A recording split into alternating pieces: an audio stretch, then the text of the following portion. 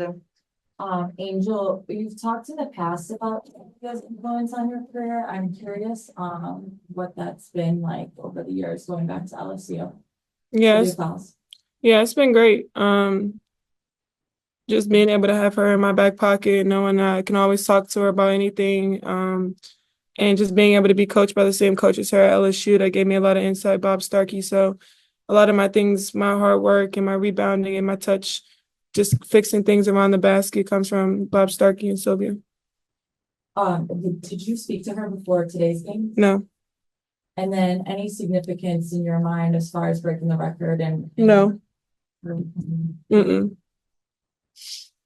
All right, we'll go to Alyssa on Zoom. Hi, Angel. Hey.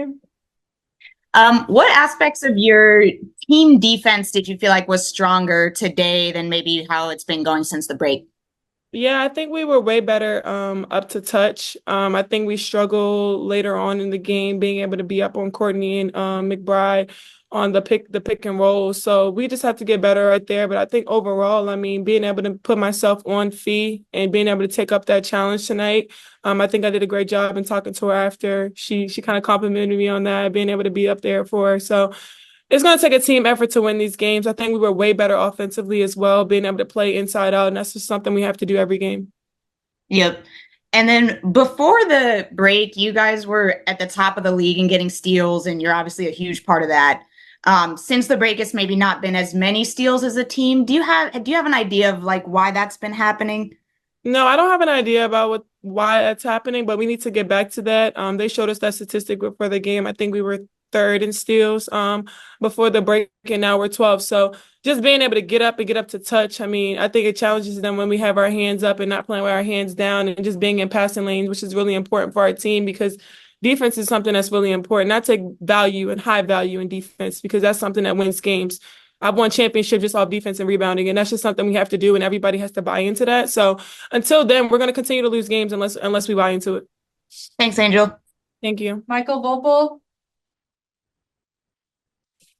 Yeah, thank you. Angel, I know individual records at this point don't mean anything to you, but to do this, and forgive me for asking this, but not to do this as a rookie is Tell me what unprecedented. I did so I know because I'm not on social media. My Okay. manager has my social media, so I'm not familiar what's going on. You have set the season rebounding record for Okay, it. thank It's the you. rookie record. I mean, and you've done it in the same amount of games. You know, obviously the league has more games this year, but you've done it in 32 games. So I just wondered, and again, forgive me, I know your focus is on the team, but what it means to you to have been able to immediately transfer such a big strength of your game to the professional league. Yeah, I mean, coming into it, I mean, I just knew my motor.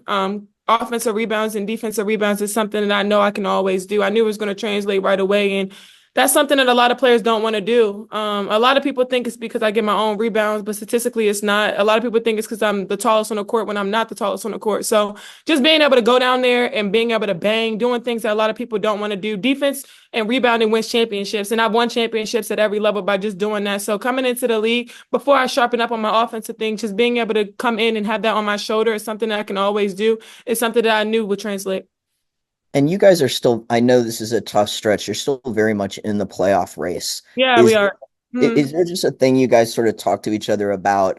Because tough stretches happen in this league, just to sort of Yeah. realize you're still in this thing.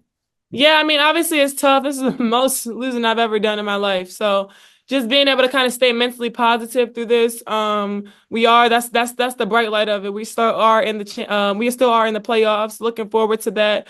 Luckily everything continues to shape itself out, but we have another opportunity to play the game that we love, and we have to come out there and give it our all. So I'm just looking forward to the next game and just ways to get better and learn from this one. Thank you. Thank you. Carly Bell. Hey Angel, these last couple games, the turnover rate has been high. 21 turnovers today. You guys gave up 27 points off of it. I know film will obviously show it, but what do you think is contributing to this increase in the turnover rate, especially in these last 3 to 4 games? Yeah, just not taking care of the ball. I know we're trying to force the ball into places that we probably haven't done in a long time, or things we should have been doing from the beginning of the season. But I just think we just continue to take our time. just being able to make the right pass. Obviously, people are being handsy and being super aggressive with us because they know we're going to turn the ball over. So that's just something we have to change within our locker room and just looking ourselves in the mirror, things that we need to fix. Thank you. Roberta?